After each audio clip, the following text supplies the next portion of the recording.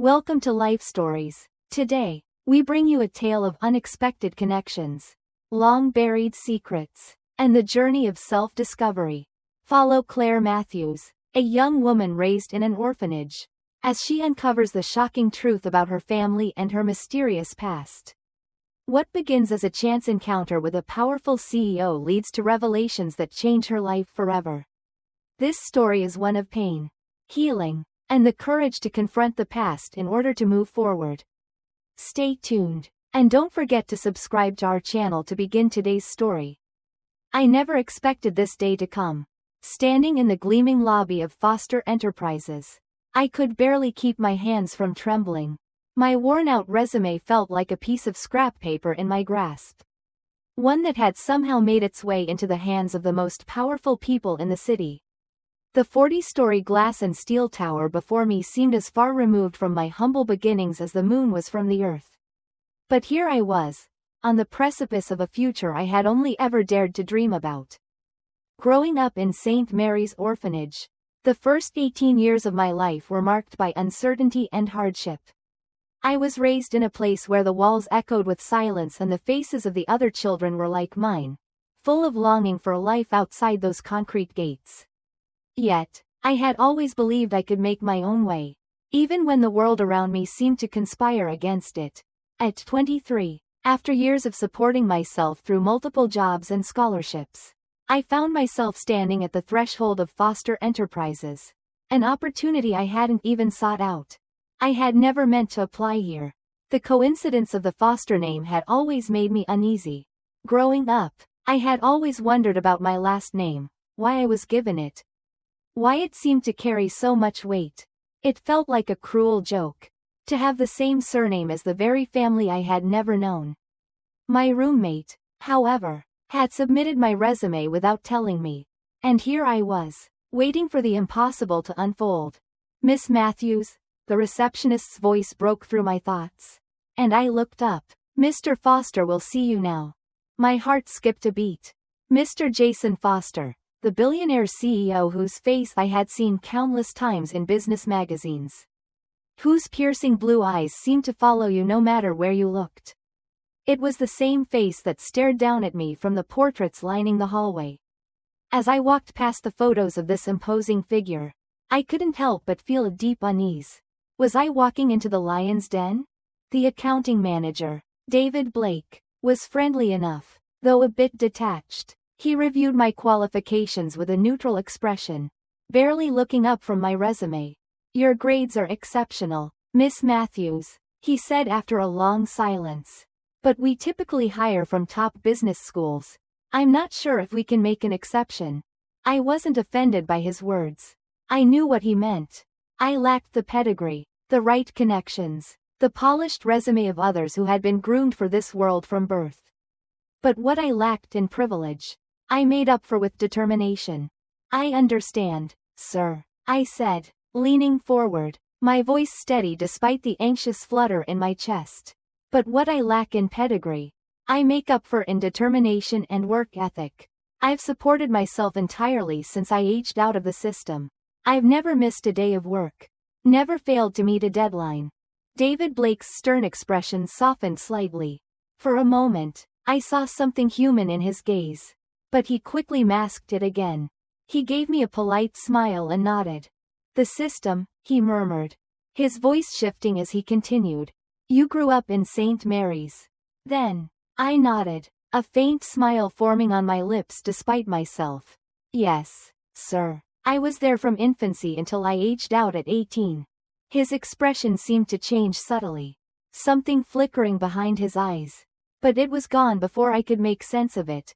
"And your full name is Claire Matthews?" he asked, almost as if confirming something. I blinked in surprise. "Yes, sir. Though I'm not sure if Matthews was my birth name or one the nuns gave me." David Blake nodded but didn't speak. The silence between us felt like it stretched for miles. And I couldn't shake the odd feeling that something was happening beneath the surface, something I wasn't yet aware of. The interview continued, but my mind began to wander. There was a strange tension in the air, something I couldn't place, but I was too focused on getting through this to think too much about it. Then, out of nowhere, Blake spoke again, his tone less professional and more uncertain. "There's been a change of plans. Miss Matthews," he said, looking at me with a somewhat apologetic glance. "Mr. Jason Foster would like to meet all potential new hires today. If you don't mind waiting." My heart raced. The CEO? It seemed impossible. Why would Jason Foster, the man who had built an empire, want to meet with someone like me, an entry-level candidate? Someone with nothing but hard work and an uncertain future to show for herself? But I nodded, trying to keep my composure. "Of course," I said, though my voice shook just a little. "I'll wait." David Blake led me to a small conference room, where I sat in silence for what felt like an eternity. Anxiety gnawed at me, each minute stretching longer than the last. And then, finally, the door opened. Jason Foster stepped in, tall and broad-shouldered. He was even more imposing in person than he had been in the photographs. His salt and pepper hair added to the air of authority that surrounded him. His deep, controlled voice broke the silence as he approached me. "Miss Matthews," he began, his hand extended toward me. "I apologize for the wait." I stood quickly, nearly knocking over my chair in the process. "It's no problem, Mr. Foster," I managed to say, feeling both nervous and oddly starstruck. He gestured for me to sit, and I did so, my heart racing as I met his gaze. Those piercing blue eyes that seemed to see everything, studied me with an intensity that made me feel as though he could peer straight into my soul. Jason Foster didn't waste time with pleasantries. He dove right into the most personal part of our conversation. "Mr. Blake tells me you grew up in St. Mary's Orphanage," he said, his voice steady but carrying an undercurrent of something else. "Is that right?" I nodded, suddenly aware of how small I felt in this man's presence. "Yes, sir. I was there from infancy until I aged out." "And your full name is Claire Matthews?" Jason asked again, this time with a strange emphasis on my surname. I felt a chill run through me as I responded.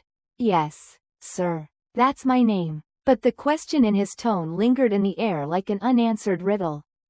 There was a pause, and then, in a voice tinged with a quiet intensity, Jason asked, "Has anyone ever told you that you have very distinctive eyes?"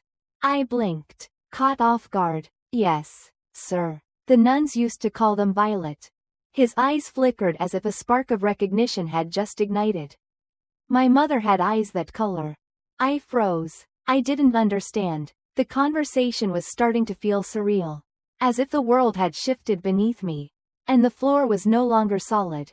I couldn't make sense of what was happening. Why would Jason Foster, this powerful, distant man, care about my eyes? About the color of them? But before I could ask, he spoke again. "Miss Matthews," he said slowly, "I believe we have a deeper connection than you might realize." The words hung in the air, heavy with unspoken meaning. Jason Foster, this powerful CEO who had built an empire, believed we had a deeper connection. His gaze, piercing and unyielding, seemed to see through me. I felt as if he were peeling back the layers of my life, exposing truths I wasn't ready to confront. I had always wondered about my origins, about who I was before the orphanage, but I never expected the answer to come from a man like him. "I don't understand, Mr. Foster," I said, my voice faltering as I tried to grasp what he was implying. "What do you mean? What connection could we possibly have?" Jason leaned back in his chair, his expression impassive, but his eyes betrayed a flicker of something. Something deep, something personal. "You don't know anything about your birth parents, do you, Claire?" His voice was quiet, almost gentle, but there was an undercurrent of something stronger beneath it. I shook my head, my throat tight with emotion. "No, sir. All I know is that my mother left me at the orphanage with just a blanket and a note saying her name was Claire Matthews. I don't know anything about my father." Jason's eyes softened slightly, but he didn't look away. "You've never wondered about your family?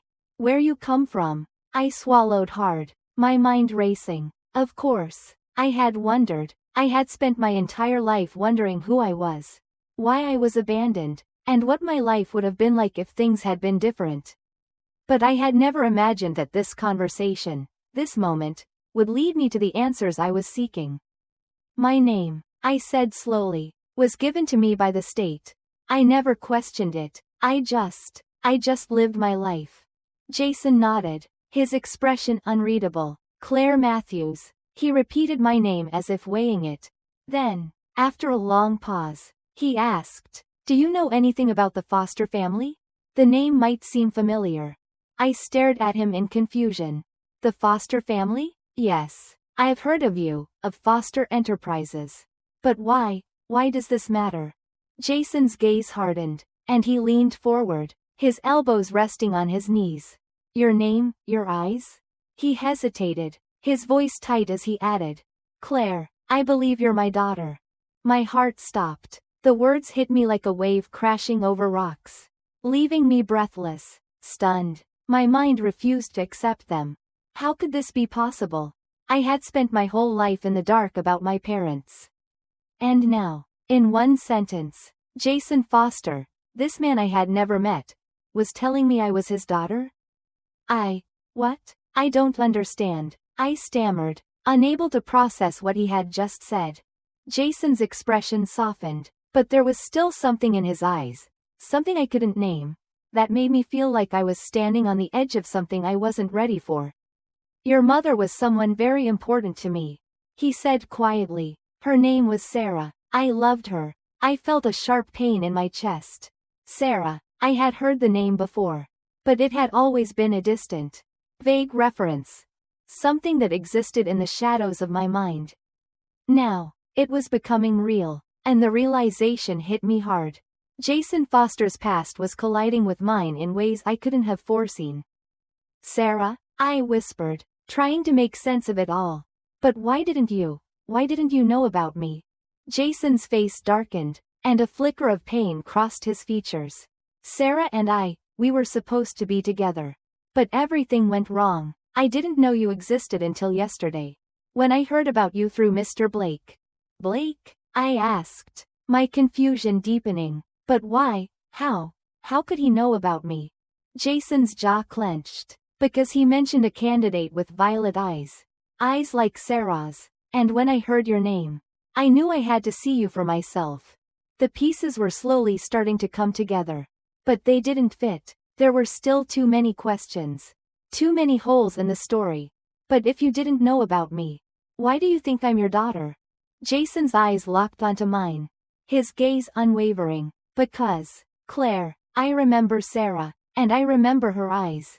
She had eyes just like yours. I sat there in stunned silence, the weight of his words pressing down on me. It felt as if the ground beneath me had shifted, and I was falling into an abyss of confusion. Was it possible? Could this man, this stranger, really be my father? I know it's hard to believe, Jason said, his voice softer now, but I need you to understand that everything I've done, I did it because I didn't know about you. And now that I do, I want to make things right. I didn't know what to say. The truth was, I didn't know what I wanted. I was overwhelmed with emotions, anger, confusion, sorrow, but there was something else, too. A sense of longing, a desire to believe him. To believe that there was a family waiting for me.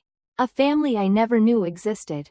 For a long moment, I sat there, processing everything he had said. The past, the lies, the betrayal. The missing pieces of my life were starting to come together. But I couldn't tell if the picture they formed was one of healing or of more pain. Finally, I looked at Jason and whispered, "What now?" He took a deep breath, his gaze softening. "I don't have all the answers, Claire, but I want to find out who you are. I want to be a part of your life." My heart raced at the thought of it.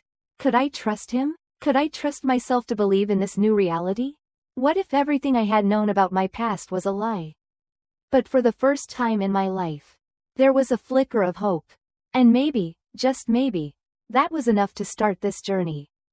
The next few days passed in a haze.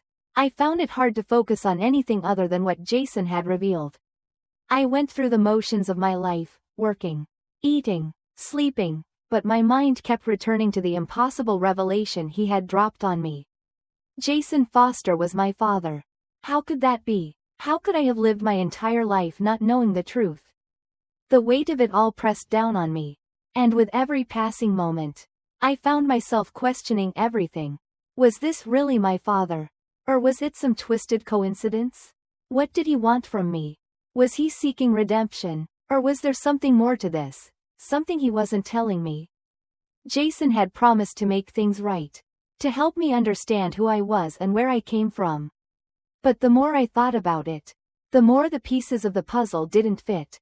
How could a man like him, someone who had built an empire, have had a child and not known about her? And why had my mother, Sarah, kept me a secret for so long? My thoughts were interrupted one afternoon when I received a text from Jason asking me to meet him at his office. The moment I stepped into the sleek, modern building, I felt the weight of history settle around me. This was where it all started, the Foster Empire. The life I had never known. Jason was waiting for me in his private office. A large space with glass walls overlooking the city. His gaze softened when he saw me, but there was still something in his eyes that seemed far away. Lost in the past. Claire, he said, his voice filled with an emotion I hadn't expected. There's more I need to tell you. I sat down in front of his desk, unsure of what to expect. What is it? I asked, my heart racing. Jason exhaled, running a hand through his hair. It's about Sarah, about what happened after we were separated. I felt a chill crawl up my spine. What do you mean? Jason's eyes grew darker, and he looked away for a moment as if gathering his thoughts. I never knew the whole truth, Claire. When Sarah left, she took something with her, something I didn't realize until it was too late. She had evidence that could have destroyed my father and this company. She was going to expose everything. I felt a surge of confusion. What kind of evidence? Jason's gaze met mine, and there was a flicker of pain in his eyes. Foster Enterprises wasn't always the company it is now. My father, Thomas, he built this empire, but he did it in ways that I didn't know about until much later.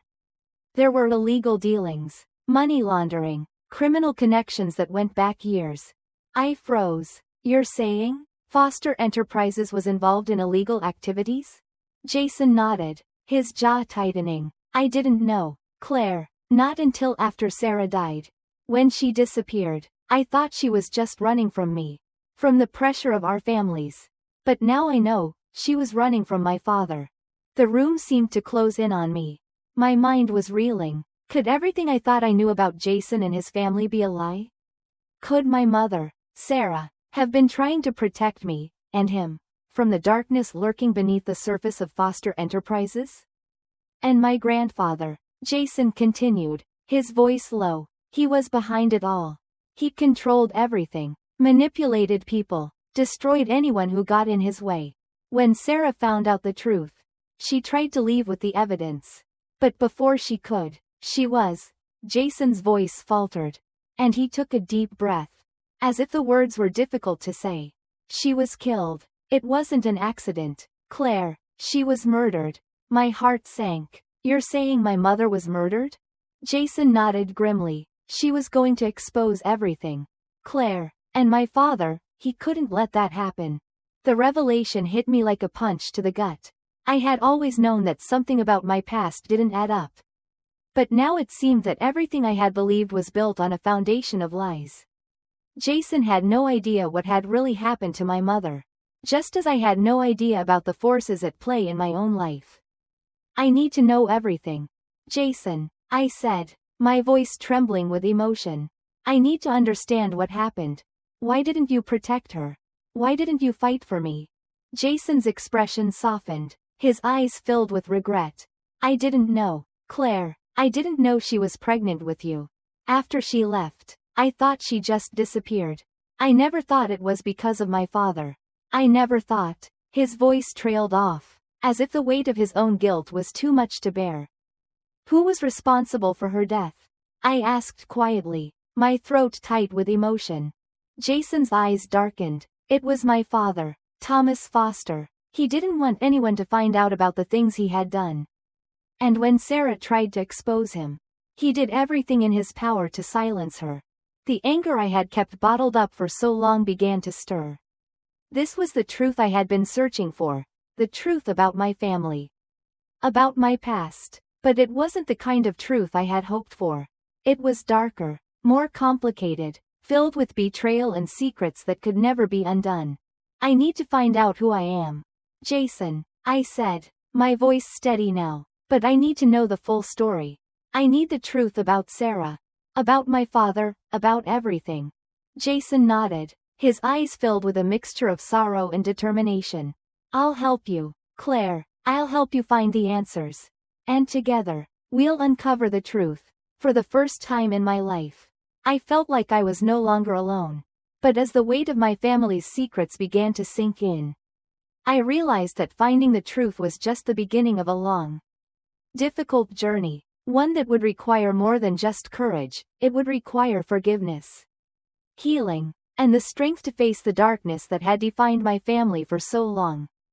As I stood in front of Jason, surrounded by the weight of everything I had just learned, I felt a strange mixture of emotions. There was anger, yes, anger at the lies, at the pain my mother endured, at the years of confusion. But there was also a deep sense of relief. For the first time in my life, I wasn't carrying this burden alone. The pieces of my past had fallen into place. And while the truth was hard to swallow, it was the beginning of something new. Jason's promise to help me understand who I was, to make amends for the past, was a ray of hope in a life that had often felt devoid of it.